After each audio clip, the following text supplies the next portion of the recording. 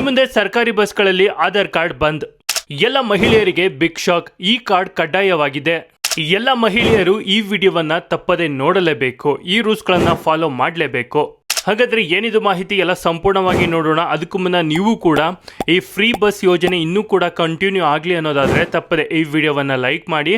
ಹಾಗೆ ನಿಮ್ದು ಯಾವ ಜಿಲ್ಲೆ ಅಂತ ನಮಗೆ ಕಮೆಂಟ್ ಮೂಲಕ ತಿಳಿಸಿ. ಇಡೀ ಕರ್ನಾಟಕದ ಎಲ್ಲ ಮಹಿಳೆಯರ ಗಮನಕ್ಕೆ.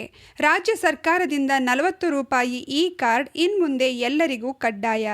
ಇಲ್ಲ ಅಂದರೆ ಯಾವುದೇ ಸರ್ಕಾರಿ ಬಸ್ಗಳಲ್ಲಿ ಉಚಿತ ಪ್ರಯಾಣ ಇರುವುದಿಲ್ಲ. ಈಗಾಗಲೇ ರಾಜ್ಯ ಕಾಂಗ್ರೆಸ್ ಸರ್ಕಾರ ಜಾರಿಗೊಳಿಸಿರುವ ಶಕ್ತಿ ಯೋಜನೆಯ ಅಡಿಯಲ್ಲಿ ರಾಜ್ಯದ ಎಲ್ಲ ಮಹಿಳೆಯರು ಇವತ್ತಿನವರೆಗೂ ಕೇವಲ ಆಧಾರ್ ಕಾರ್ಡ್ ಮಾತ್ರ ತೋರಿಸಿ ಪ್ರಯಾಣಿಸುತ್ತಿದ್ದರು. ಆದರೆ ಇನ್ಮುಂದೆ ಈ ಕಾರ್ಡ್ ತೋರಿಸುವುದು ಕಡ್ಡಾಯವಾಗಿದೆ.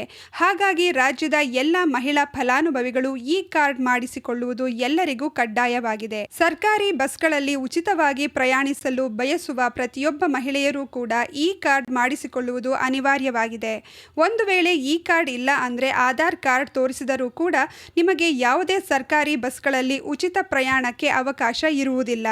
ಈ ಬಗ್ಗೆ ಕೆಲವು ತಿಂಗಳಿಂದಲೂ ಈಗಾಗಲೇ ಹೇಳುತ್ತಾ ಬರುತ್ತಿದ್ದು, ಈಗ ಕಾರ್ಯರೂಪಕ್ಕೆ ತರಲು ಜಾರಿಗೆ ತರಲಾಗುತ್ತಿದ್ದು, ಈ ದಿನಾಂಕದಿಂದ ಇನ್ಮುಂದೆ ನಿಮ್ಮ ಕಂಡಕ್ಟರ್ಗಳಿಗೆ ತೋರಿಸುವ ಆಧಾರ್ ಕಾರ್ಡ್ ನಡೆಯುವುದಿಲ್ಲ. ಈ ಹೊಸ ಕಾರ್ಡ್ ಹಾಗಿದ್ರೆ ಎಲ್ಲಿ ಸಿಗುತ್ತದೆ?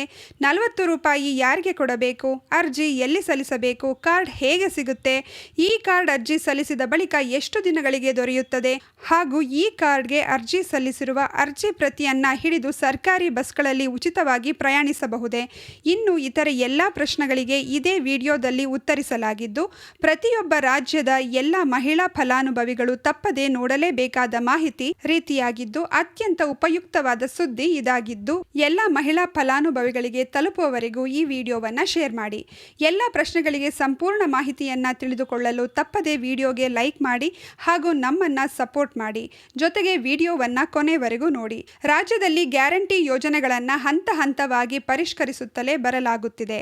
ಆರಂಭದಲ್ಲಿ ಗೃಹಲಕ್ಷ್ಮಿ ಯೋಜನೆಗೆ ಕೈ ಹಾಕಿದ ಸರ್ಕಾರ ನಂತರ ಗೃಹ ಜ್ಯೋತಿ ಕಡೆ ಕಣ್ಹಾಕಿದೆ. ಈಗ ಉಚಿತ ಬಸ್ ಪ್ರಯಾಣದ ವಿಚಾರಕ್ಕೆ ಬಂದಿದೆ. ಇನ್ನೂ ಒಂದು ವಿಷಯ ಏನೆಂದರೆ, ಡಿಕೆಶಿ ಸಿಎಂ ಆದ ಮೇಲೆ ಗ್ಯಾರಂಟಿ ನಿಲ್ಲಿಸಲಾಗುತ್ತದೆ ಅನ್ನೋ ಊಹಾಪೋಹ ಸಹ ಹರಿದಾಡುತ್ತಿದೆ. ಹೌದು, ಕರ್ನಾಟಕ ರಾಜ್ಯ ಸರ್ಕಾರ ಗ್ಯಾರಂಟಿ ಘೋಷಣೆ ಮೇಲೆಯೇ ನಿಂತಿದೆ ಅಂದರೆ ತಪ್ಪಾಗಲಾರದು. ಆದರೆ ಎಲ್ಲರಿಗೂ ಈ ಸೌಲಭ್ಯ ದೊರೆಯುತ್ತದೆ ಎಂದು ಹೇಳಿದ್ದ ಸರ್ಕಾರ ಈಗ ಹಂತ ಹಂತವಾಗಿ ಅರ್ಹರು ಯಾರು ಎಂದು ಹೇಳುತ್ತಾ ಬರುತ್ತಿದೆ. ಇದರ ಬೆನ್ನಲ್ಲೇ ಈಗ ಗೃಹಜ್ಯೋತಿ ಪ್ರಯೋಜನ ಪಡೆಯುವ ಅನರ್ಹರನ್ನ ಗುರುತಿಸಲು ಎಲ್ಲ ತಯಾರಿ ಮಾಡಿಕೊಂಡಿದೆ. ಇದರ ಜೊತೆಗೆ ಸ್ಮಾರ್ಟ್ ಕಾರ್ಡ್ ಬಗ್ಗೆಯೂ ಚರ್ಚೆ ನಡೆದಿದೆ ಎನ್ನಲಾಗಿದೆ. ಕರ್ನಾಟಕವು ಉಚಿತ ಬಸ್ ಪ್ರಯಾಣಕ್ಕೆ ಸ್ಮಾರ್ಟ್ ಕಾರ್ಡ್ ಆಧಾರಿತ ವ್ಯವಸ್ಥೆಯೊಂದಿಗೆ ಶಕ್ತಿ ಯೋಜನೆಯನ್ನ ಆಧುನೀಕರಿಸಲು ಸಜ್ಜಾಗಿದೆ. ಇದು ಪ್ರಾಯೋಗಿಕ ಹಂತದ ನಂತರ ಶೀಘ್ರದಲ್ಲಿ ಜಾರಿಗೆ ಬರುವ ನಿರೀಕ್ಷೆ ಇದೆ. ಈ ಪ್ರಕ್ರಿಯೆಯನ್ನ ಹೆಚ್ಚು ಸುಗಮ ಮತ್ತು ತಂತ್ರಜ್ಞಾನ ಚಾಲಿತವಾಗಿಸುವ ಗುರಿಯನ್ನ ಹೊಂದಿದೆ. ಕರ್ನಾಟಕ ಸರ್ಕಾರವು ಶಕ್ತಿ ಯೋಜನೆಯ ಅಡಿಯಲ್ಲಿ ಸ್ಮಾರ್ಟ್ ಕಾರ್ಡ್ ವ್ಯವಸ್ಥೆಯನ್ನ ಪರಿಚಯಿಸಲು ಸಿದ್ಧತೆ ನಡೆಸುತ್ತಿದೆ. ಇದು ರಾಜ್ಯದಾದ್ಯಂತ ಮಹಿಳೆಯರಿಗೆ ಉಚಿತ ಬಸ್ ಪ್ರಯಾಣವನ್ನು ಒದಗಿಸುತ್ತದೆ. ಪ್ರಾಯೋಗಿಕ ಹಂತದ ನಂತರ ಈ ಉಪಕ್ರಮವು ಶೀಘ್ರದಲ್ಲೇ ಜಾರಿಗೆ ಬರುವ ನಿರೀಕ್ಷೆ ಇದೆ.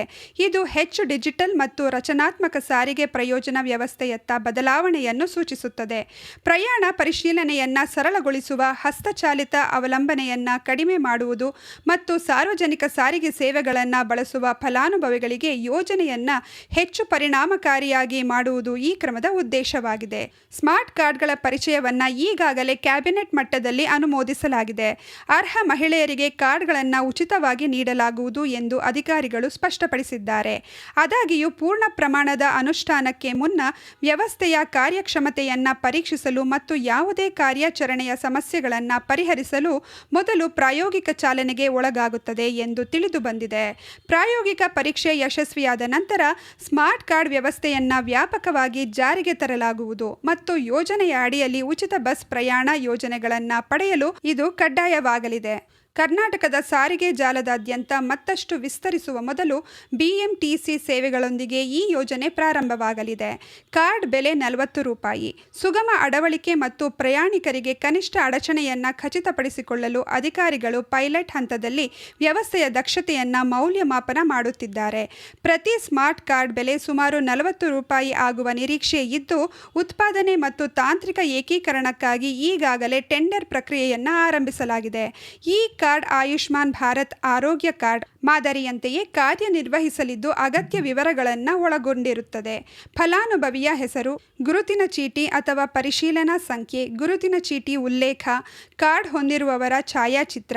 ಈ ಕಾರ್ಡ್ನಲ್ಲಿ ಮೈಕ್ರೋಚಿಪ್ ಕೂಡ ಇರಲಿದ್ದು ಸ್ವೈಪ್ ಅಥವಾ ವೈರ್ಲೆಸ್ ಸಂಸ್ಥೆಗಳ ಮೂಲಕ ಡಿಜಿಟಲ್ ಮೌಲ್ಯೀಕರಣವನ್ನು ಸಕ್ರಿಯಗೊಳಿಸುತ್ತದೆ ಎಂಬ ಮಾಹಿತಿ ಸಹ ಇದೆ. ಪ್ರಯಾಣದ ಸಮಯದಲ್ಲಿ ಬಸ್ ಕಂಡಕ್ಟರ್ಗಳು ಕಾರ್ಡ್ ಪರಿಶೀಲನಾ ಸಂಖ್ಯೆಯನ್ನ ನಮೂದಿಸಲು ಎಲೆಕ್ಟ್ರಾನಿಕ್ ಟಿಕೆಟ್ ಯಂತ್ರವನ್ನು ಬಳಸುತ್ತಾರೆ. ಇದು ಅರ್ಹತೆಯನ್ನ ದೃಢೀಕರಿಸುತ್ತದೆ ಮತ್ತು ಯೋಜನೆಯ ಅಡಿಯಲ್ಲಿ ಉಚಿತ ಪ್ರಯಾಣವನ್ನು ಅನುಮತಿಸುತ್ತದೆ. ಸರ್ಕಾರಿ ಕಲ್ಯಾಣ ಸವಲತ್ತುಗಳ ಬಳಕೆಯಲ್ಲಿ ಹಸ್ತಚಾಲಿತ ಪರಿಚಲನೆಗಳನ್ನು ಕಡಿಮೆ ಮಾಡಲು ಮತ್ತು ಪಾರದರ್ಶಕತೆಯನ್ನ ಸುಧಾರಿಸಲು ಈ ವ್ಯವಸ್ಥೆಯನ್ನು ವಿನ್ಯಾಸಗೊಳಿಸಲಾಗಿದೆ ಎನ್ನಲಾಗಿದೆ. ನೋಡಿದಲ್ಲ ಸ್ನೇಹಿತರೆ, ಫ್ರೀ ಬಸ್ ಯೋಜನೆಯಿಂದಾಗಿ ಯಾವೆಲ್ಲ ಹೊಸ ರೂಲ್ಸ್ಗಳು ಜಾರಿಯಾಗಿದೆ ಅಂತ. ಈ ಬಗ್ಗೆ ನೀವೇನು ಹೇಳ್ತೀರಾ? ನಿಮ್ಮ ಅನಿಸಿಕೆ ಅಭಿಪ್ರಾಯಗಳನ್ನು ನಮಗೆ ಕಮೆಂಟ್ ಮೂಲಕ ತಿಳಿಸಿ. ಹಾಗೆ ಯಾರೆಲ್ಲ ಫ್ರೀ ಬಸ್ ಯೋಜನೆಯಿಂದ ಬಸ್ಗಳಲ್ಲಿ ಓಡಾಡ್ತಿದ್ದಾರೆ ಅಂಥವ್ರಿಗೆ ಈ ವಿಡಿಯೋವನ್ನು ಶೇರ್ ಮಾಡಿ. ಅವ್ರಿಗೆ ಈ ವಿಡಿಯೋ ತುಂಬಾನೇ ಹೆಲ್ಪ್ ಆಗುತ್ತೆ.